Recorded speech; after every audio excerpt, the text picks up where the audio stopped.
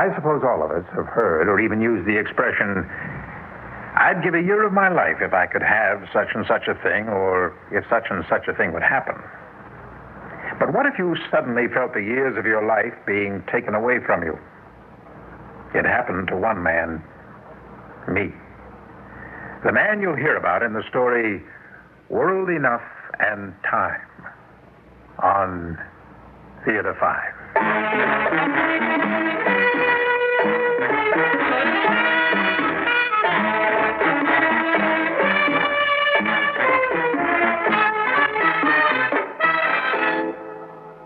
Radio. Why should I advertise on radio? There's nothing to look at, no pictures. Listen, you can do things on radio you couldn't possibly do on TV. That'll be the day. All right, watch this. Okay, people, and now when I give you the cue, I want the 700-foot mountain of whipped cream to roll into Lake Michigan, which has been drained and filled with hot chocolate. Then the Royal Canadian Air Force will fly overhead towing a 10-ton maraschino cherry, which will be dropped into the whipped cream to the cheering of 25,000 extras. All right, cue the mountain.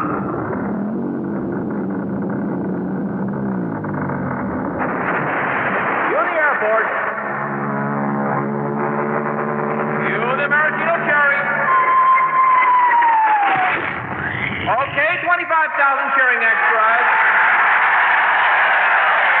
Now, you want to try that on television? Well... You see, radio is a very special medium because it stretches the imagination. Doesn't television stretch the imagination? Up to 21 inches, yeah.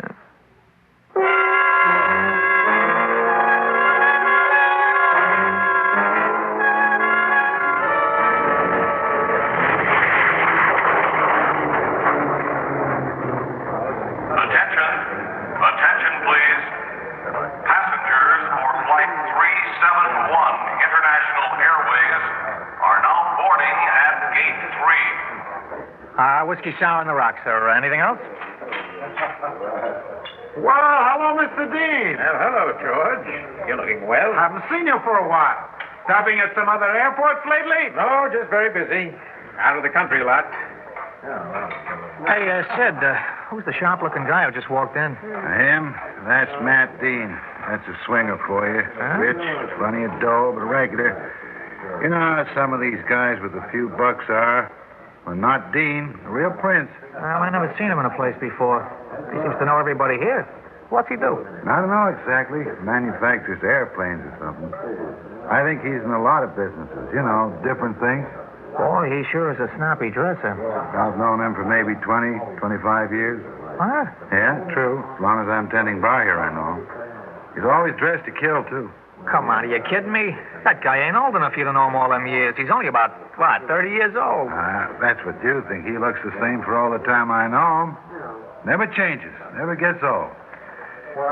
You know, he must be pushing 60 or better. Are you kidding me? Now, look, why should I kid you? He's about 60, I'm telling you. I'm 62, and when I started here about 25 years ago, Dean and I were about the same age. You'd never think it now, just looking at the both of us. Oh, I mean, I look broken down like what I am, but Dean, he flies around, makes money, stays young, I guess. Some guys just got it, and some guys ain't. Well, Sid, how are you, Hi, Mr. Dean. Haven't seen you in ages. How you been? Well, how do I look? Great, just great. Well, that's how I feel. Oh, brandy, please. Brandy for Mr. Dean, Jack. Right. Well, you got a new bartender with you, Sid? Yeah, I've been here a couple of months. Hey, Mr. Dean, you want anything with that? Oh, no, thanks. You're the new man, Yes, sir. I've been here about 3 months now. I didn't realize I hadn't been here in so long. I've been traveling on business. What's your name? Jack. Oh, that's fine, Jack. I'm always around airports, know every airport, large or small in the world, and I like to know the names of the people on the job. Oh, I guess you do a lot of flying, huh? Well, that's my life. Yes, I'm always flying all the time. That's the secret of my life. Is it true, Mr. Dean? I hope you don't mind my asking, but Sid was saying when you came in that... Well, You mean that Sid said that I've been around longer than he has and I still look like his son? Yes, sir. That's it exactly. Now, come on. Is that true? Yes, it sure is. I've been flying in and out of this airport for nearly 30 years now. You know, you weren't even a twinkle when I started flying. Well, I hope you don't mind my saying so. Man, that is really something. You don't look more than 30 years old. Well, I keep after it. I make sure I don't get caught up in this age race. Oh, Jack, how about another brandy, huh? Yeah, sure. Yes, sir. Hey, Mr. Dean. You mean, you got a secret staying young? Now, that's no secret, really, Jack. It's very simple. Well, how's that, Mr. Dean? Well, you see, Jack, the Earth is revolving counterclockwise at about 1,000 miles an hour. Yeah, 1,000 miles an hour. Right now? Mm-hmm. That may seem hard to believe, but it's true, all right. The Earth we're sitting on right now is traveling about 1,000 miles an hour. Isn't that something? Well, anyway, look, as you travel west, if you go fast enough, say 1,000 miles an hour, you stay right with the sun. Holy mackerel. Kind of like science fiction, huh? Yeah, kind of like science fiction. There was one further step, Jack. Well, what's that? Well, I figured perhaps I could beat the sun by traveling faster than it does. What? You see what I mean? Faster than the sun. I bought an experimental jet which could fly at about 1,200 miles an hour. Now, of course, my plane, an FY 630, can do about 2,100. Oh, that's really moving. Yep. And one morning I took off at dawn from this very airstrip. When I got to California, I knew that I had time beaten forever. I was a half hour ahead of the dawn. It was 2.5 hours after I started, but here it was earlier than when I started. I had lived through and yet saved 2.5 hours of my life. Yeah, but how do you work it out when you get fogged in or when a plane breaks down or something? Well, I've got it down to a science. I have planes at 7 different airfields. I can fly to an airport, take off in another plane.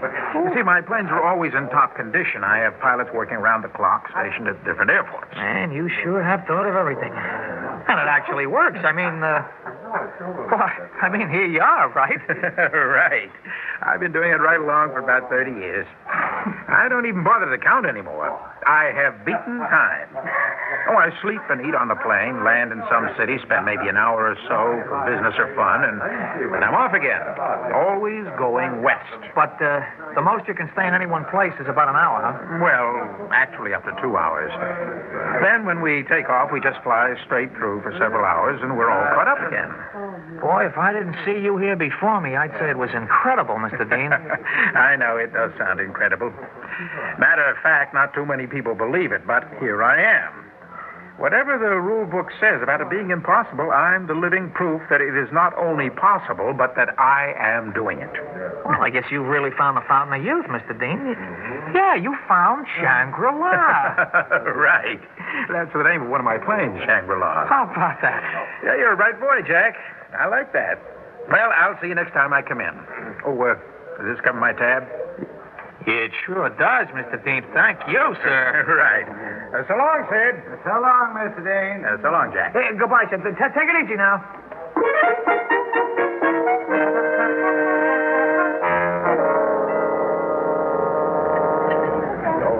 All right, now, Stuart, this contract with Rollington is to be ignored. Let them think that we have absolutely no use for their company. Yes, sir. Then when they come to us wondering why we haven't answered them, we'll be in a better position to dictate our terms. Well, fine, Mr. Dean.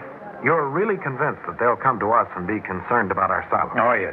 I'm sure of it. $1 million account, and they're not going to follow up.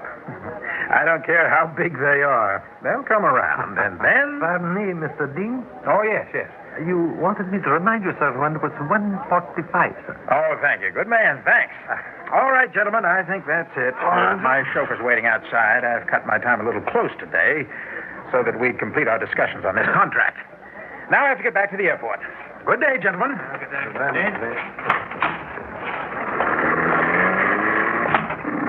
All right, Louis. Let's make a beeline to the airport. Yes, sir. Hey, watch out! Hey, did you see that crazy guy in a car right into the rear of that limousine? Hey, mister, you all right? Hey, it looks pretty bad. Look at his hat. What? His hat is all cut. Help me up, please. Louis, please, help me up. Hey, wait a minute. You want to stay till the doctor sees you. Hey, look at his hat. Look, I haven't the time. Louis, help me up. We've got to get back to the airport. Quickly, Louis. All right. Let me through. Stand back. Give him air. You, okay, mister? Yeah, I'm perfectly fine, officer. If you just help me into my car, I'll be even better. I've got to get to the airport. Oh, no. Now, wait a minute, mister. Your head. You may have a concussion. No. You better stay where you are. Now, let me help you. Look, officer, I'm sure that there's a doctor at the airport. Yeah. I can take care of it. Here, please just help me into my car, if you will. No, here comes the ambulance. Now, you better go to a hospital and have this thing taken care of. Now, look, officer, I can't go to the hospital. I've got to get to the airport. But, look, I must take off right away. I haven't time for the hospital. I must keep up with my schedule now. I must leave. But listen, Louis, tell them. Now, help me. I must get to the plane before it's too late. Look, call Stewart and tell him what's happened.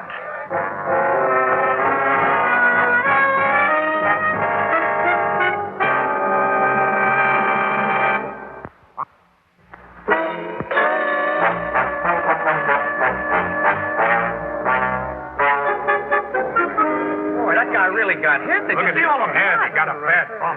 But I tell you, I don't want to go to the hospital. Will you get your hands off me, officer? Look, I have got to get to that airport right now. Just let go of me. Now, take it easy, mister. You're getting hysterical. Take it easy. Look, will you just get your hands off me? Now, let go of me. Now, you'll be all right, mister. You'll be in the hospital in a minute. I have got to get to the airport. Now, let me out of here. Let go of me, I tell you. Once you get to the hospital, Look, you'll be okay. Will you let go of me? Let go of me. Hold him, somebody. All right. He's delirious. Here you are. Bring the stretcher.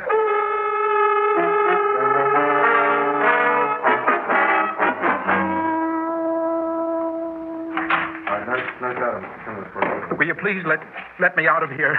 I've got to get out of here immediately. Don't you understand? You have no right to keep me here. You'll have to be quiet, sir. There are other patients Look, here. I don't give a hang who's here. I want to get out of here immediately. Now, I must. Doctor, I demand to see the person in charge of this hospital. Well, now, if you... Hello? Yes, he's here. It's for you, Mr. Dean. Don't get upset and don't talk too long. Hello, Stewart. I'm glad you got my message. Now, listen, they're holding me here at the emergency hospital. I was knocked down by a car as I was leaving the restaurant. No. There's nothing more than a bump on the head. Well, Stewart, I have got to get out of here. You know how important it is to me. Well, come on down here and sign me out immediately. Well, all right, then call my lawyer and tell him to get on this and get me out of here, but quickly. Now, look, Stewart, I don't care if it's habeas corpus, corpus delicti, or whatever it is. I don't care what it costs either. Then get 20 men if you must. And call Jess Waters down at the mayor's office, right? And Carl Victor at police headquarters. I want out of here right now, do you understand? Or I can hurry. Orderly, that fellow over there, keep your eye on him. Right. He may have a concussion. He's reacting Yes. strangely. Yes. File and call me. All right. Yes, sir. All right. Now, get the mayor himself if you must. I've got to get out of here right away. I am desperate. Oh, Orderly. Sir? Orderly, come here a minute, will you? Yes, sir. Orderly, listen to me. I am Martin Dean. Now, perhaps you've heard of me. I own Dean Industries. Now, listen to me. I know what I'm saying might sound absurd, but it is true. Now, you might have read about me in News Time magazine. I fly from east to west, faster than the sun. Now, just a minute. I don't have time to explain it all, but I must leave. I must get on my plane. Now, time is precious to me. Do you understand? I have found a way to stay young, and I want to be young. I am not young, despite my appearance. I have to fight to stay this way. Do you understand what I am saying? I am fighting for time to live, time to be alive. Will you listen to me? Now, please, just try and understand. Help me. I must leave by 2:45. Now, look. Just look at that clock. It is now 2:15. Where's the phone? Where's my lawyer? I must leave. I must get out of here. Don't you understand? I'll start to age if I don't.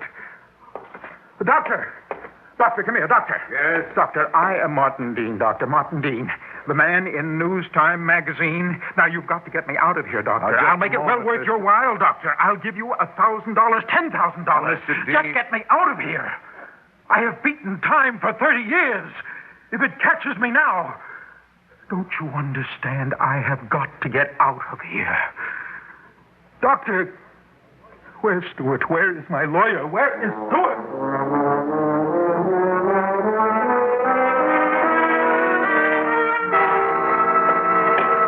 I've got to take off by 2:45. I've got to get away. I'll never be able to make up the time if I don't. Stewart!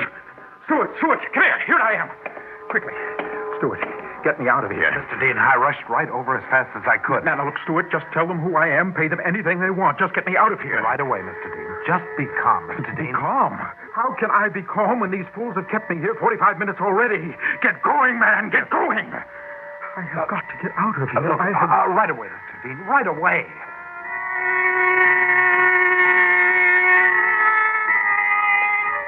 Doctor. Yeah. Doctor, my name is Roger Stewart. I'm Executive Vice President of Dean Industries. Mr. Stewart, is this fellow really Martin Dean? Certainly. Now, I don't know what happened, but I've got to get him out of here immediately. Well, what's all this nonsense about beating time and time catching up and all that? Oh, I admit it sounds incredible, but this man has seemingly beaten time. At least he's not grown old in 30 years. What? Mr. Dean is 62 years old. 62? Well, I haven't given him a thorough physical, but from what I've seen, Mr. Dean has the constitution of a 30-year-old man. Doctor, here are his papers, identifications, passports. He is actually 62, you see. It's incredible. Just incredible. How does he do it? Well, Doctor, we have no time to discuss it now. Now, I must get him out of here immediately, or... Don't you understand? Time will start catching up to him. Oh, not you, too. That's what he's babbling about. Stewart, what's going on here, man? Stewart, Dean, are please. we going to get out of here now, or aren't we? Just be calm. I can't stay here any longer. Now get me out of here, and All quickly. right, sir. All right. Be calm. Be calm. Be calm. Please, Stewart. Mr. Dean. We'll Stewart, be ready in a second. Have you gone daft, man? How can I be calm? Look at that clock on the wall. Now get me out of here right now. I demand it right now. Quick. Mr. Dean, I am making the arrangements, sir. Now, please, just another moment. I don't have another moment. Do you understand? I want action now. Doctor, please, can Mr. Dean be released? Well, Look, it is most urgent. I assure you. I am only keeping Mr. Dean here to protect him from any residual Doctor- effects of apparent shock. Look, I will take the responsibility. Doctor, I have a car outside. I have a doctor waiting for him at the airport. Don't you understand? All right, Mr. Stewart, if you want to take him out of the hospital now, I'll release him. Good. Well, you'll have to sign some papers. Nurse, would you please get me a relief? A release? A release? Are you crazy, doctor? Do you take me for a fool, doctor? Now, look, now listen to me. Here you're told I have to take off from the airport in 15 minutes. 15 minutes, doctor, 15! I'll never be able to make it, even if we walk out this instant. Do you understand? And do you want me to sign papers, doctor? Papers? Just a what formality. papers? This is my life that's slipping past. It's time. Time. Look at the time, you fool. Look at that time. It's too late. You've done it. Now, Mr. You've got too late. It's too late, I tell you. I ought to kill you. Now, wait, now, what, Doctor? Be careful. Be careful. Put that straight jacket on him. What so he doesn't get his hands free. Quick, what are you doing to me? I've got it here. I got this. All right. Just hold on. Hold those arms. I've got it. Fools! Get this thing off me. Stewart, what are you standing there for? Get this thing off me. Get them away. Get away. Stay away. Let me get my hands free. Look at the time. Look. It's after 2:45. It's too late. You've made me lose. I can feel time. It's caught up with me. Look at me. I'm getting old. I can feel it. I can. You've done this to me. All of you. I'll not forget. I'll kill you all. I'll kill you. All of you. Martin Dean never forgets. I'll kill you. All of you. Mr. Stewart. I imagine you can see for yourself. Well, Mr. Dean has had a psychic breakdown. I think it's been induced by shock and fright. What are you going to do? I'm going to have him hospitalized. It may be at least 6 months before he can leave. 6 months? Why, he'll never stand for that. I'm afraid he'll have to. He doesn't have any choice. I can't release a maniac into the street. Mr. Dean, you can't leave right now. No. I've got to leave. I've got to leave. Yes. I'll kill you. I'll kill you all. You're jealous. You're just jealous of me. You're robbing me of my own. Dean, come. No. Orderly. Yes, sir. Take him to the security You're room. robbing me. Yes, sir, right away. Let go of Let me. me go with him, Doctor. Maybe I can calm him. No, he wouldn't recognize you. His mind is snapped, poor fellow. The idea of growing old was too much for him. I doubt if he'll ever recover from his shock. Probably he'll never know who he is or where he is, much less how old he is.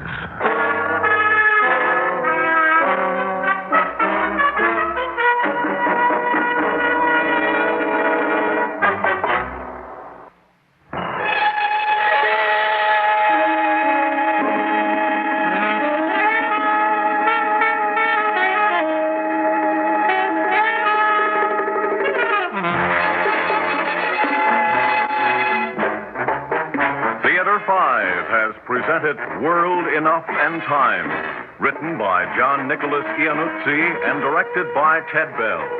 In the cast, Donald Buca, George Petrie, George Baxter, Jackie Grimes, and Frank Thomas. Audio engineer Neil Pultz. Sound technician Ed Blaney. Script editor Jack C. Wilson. Original music by Alexander Vlastotsenko. Orchestra under the direction of Glenn Osser.